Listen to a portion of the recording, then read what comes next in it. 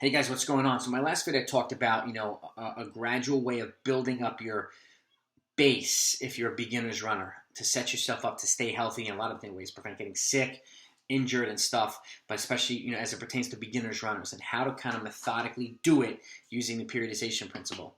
I'm going to give you just a sample 9-week block here, but just a couple important things. Let's just say you're doing 3 days a week of running for the first 3 weeks, 4 days a week for the next 3 weeks, and 5 days a week for the next 3 weeks. Okay, setting yourself up to transition into something. But that right there is a block.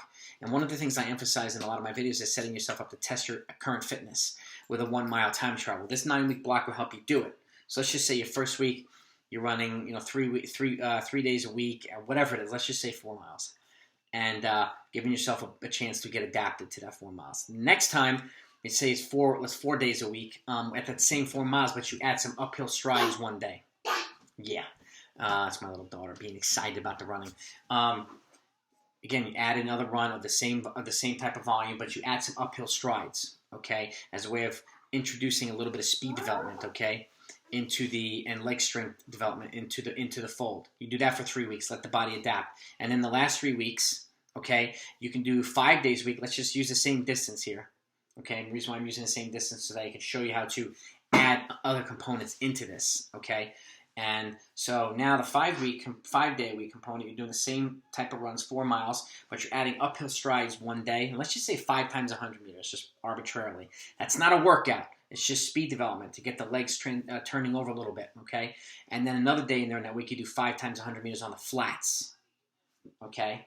And what you've done now is you've gotten yourself used to running the same distance and adding volume each 3-week block, very, very gradually, very, very methodically, okay, while adding a component of speed development. And this is not a major increase in intensity or volume, so you can add a tiny bit of each in each cycle. And the reason why I'm staying there again in those 3 weeks is to give the body a chance, or whether you're a coach or runners, your runners a chance to adapt to that training cycle.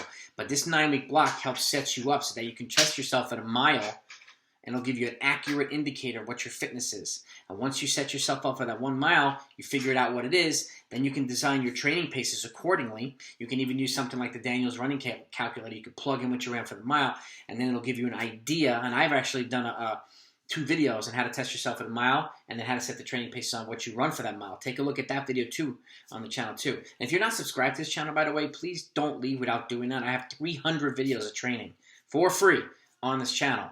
But you determine your training paces, right, based on what you run for the mile, and then you set yourself up for what you want to do.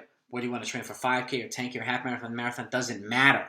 But what you've done, you just built a nice little foundation and given yourself an accurate indicator of what your fitness is instead of testing yourself right away, okay? And then you can put things together. You can plug in races, you can do things and whatever it is. But that little block right there, if you could take advantage of something like that, and again, you customize it the way you want. If you're a coach, you customize it for your athletes, okay?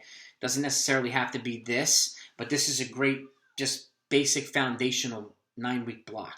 And again, I'm just using 4-mile runs. Some people can do 5, some people do 3. It depends on what individual needs people have, and that's factoring individualized needs is an important component as well. So, but I wanted to share that with you today. I hope you find it helpful. If you did, hit the thumbs up. And again, please don't leave without subscribing to the channel.